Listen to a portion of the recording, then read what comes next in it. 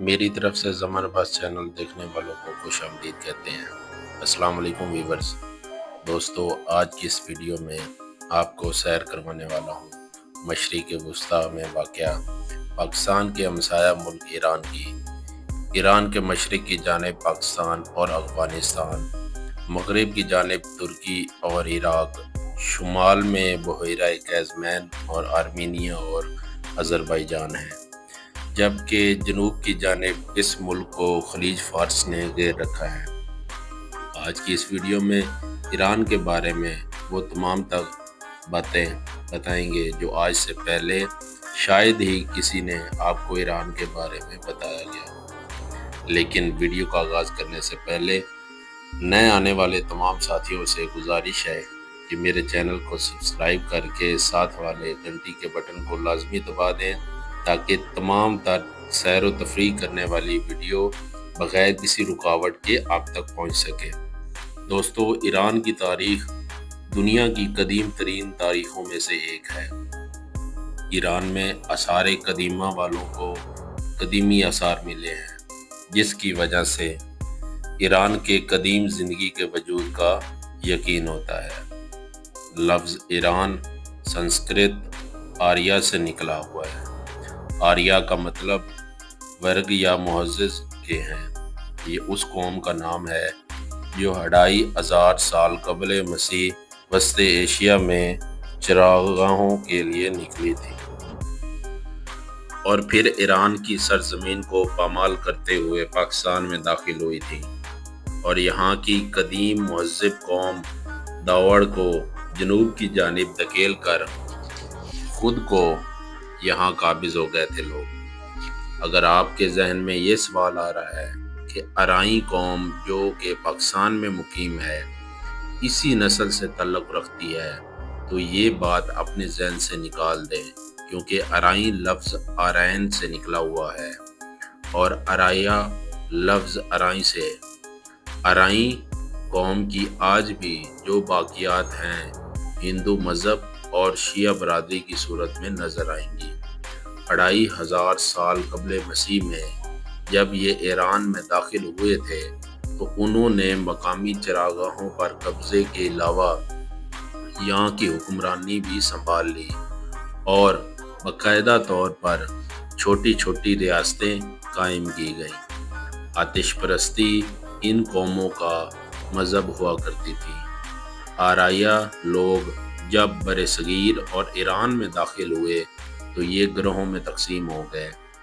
ان کے کئی مختلف ناموں میں کئی قبائل وجود میں آئے، جن میں معاد قبائل اس لیے اہمیت کا حامل ہے کیونکہ اس قبیلے میں ایران کے بیشتر رقبے پر 678 فی المسیح میں سلطنت قائم کی تھی۔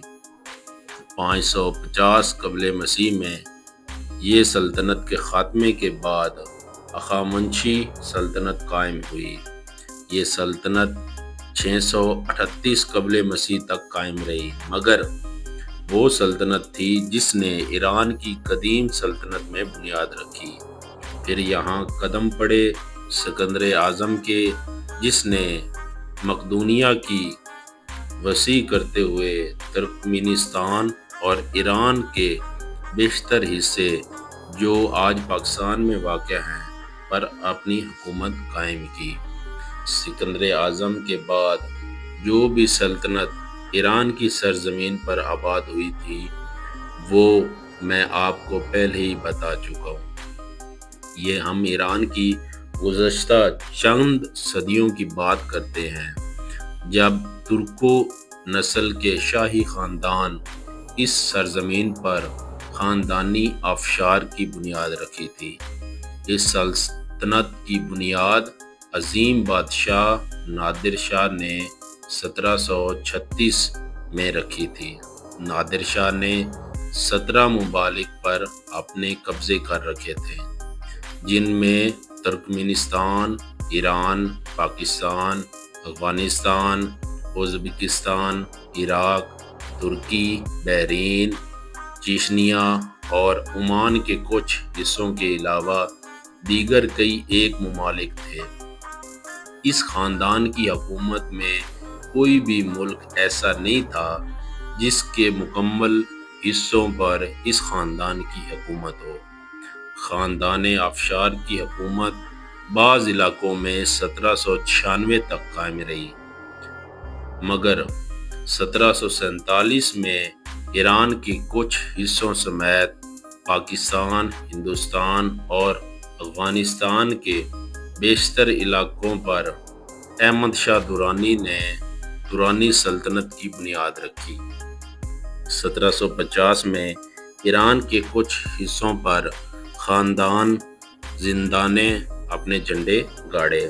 1785 میں ایک اور خاندان جسے خاندان جار کہا جاتا ہے، اس خاندان نے ایران کے بیشتر حصوں پر بہت جلد ہی حکومت قائم کر لی اور 1925 تک ایران کی سرزمین پر اپنی حکومت قائم رکھی۔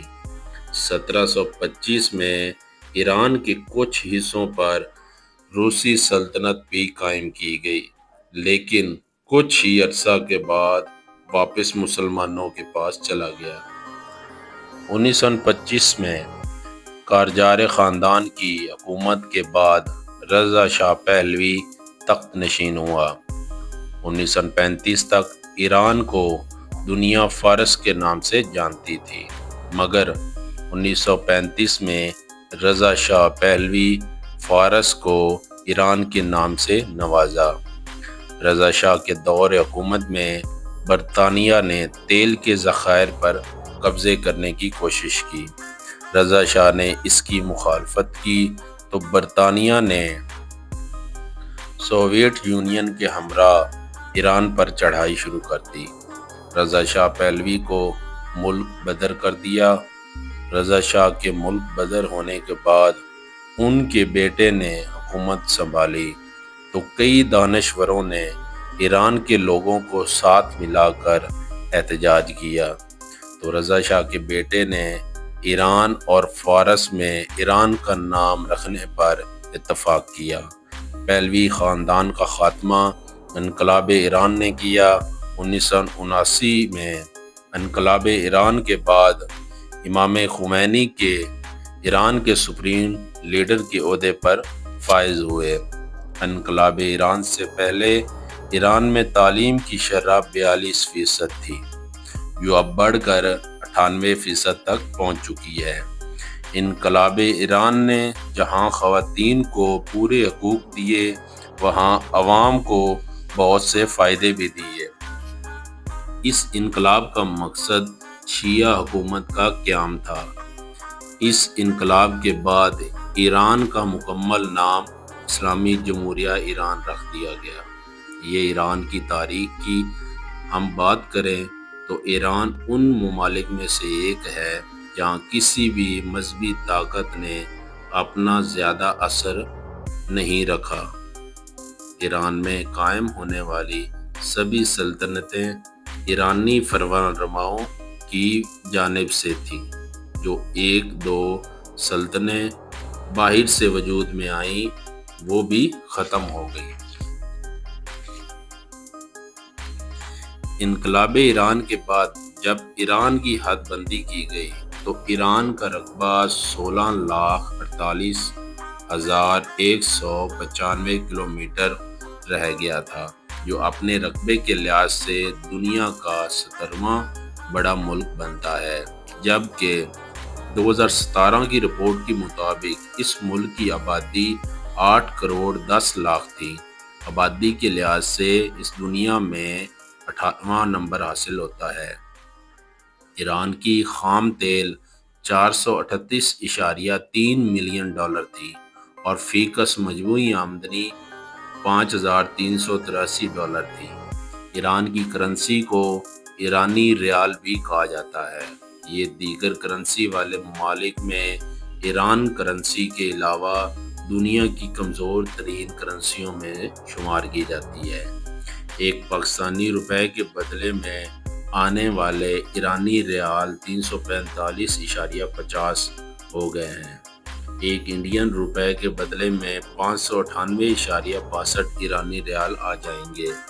ایران کی یہ کرنسی ایران کے علاوہ افغانستان اور عراق کے کچھ حصوں میں استعمال کی جاتی ہے۔ ایران میں کافی زیادہ تاریخی مقامات ہیں جن میں پاکستان سے شیعہ برادری کے لوگ کافی زیادہ تعداد میں موجود ہیں۔ زائرین کی بسیں زائرین کو پاکستان سے ایران تک لے جاتی ہیں۔ ایران کا ویزا بھی اتنا مہنگا نہیں ہے۔ ایران اب ایک ایٹمی طاقت بن چکا ہے، اس لیے امریکہ کو تکلیف ہو رہی ہے۔ ایران میں سب سے مقدس مقام مشہد مقدس کو کہا جاتا ہے، جہاں اسلام کا روزہ مبارک ہے۔ ایران کا سب سے بڑا شہر اس کا دارالحکومت تہران ہے، جو بہت سی خوبصورت شہر ہے۔ اگر آپ دوستوں کو یہ ویڈیو اچھی لگی ہو تو ضرور لائک اور سبسکرائب کیجیے گا۔ شکریہ۔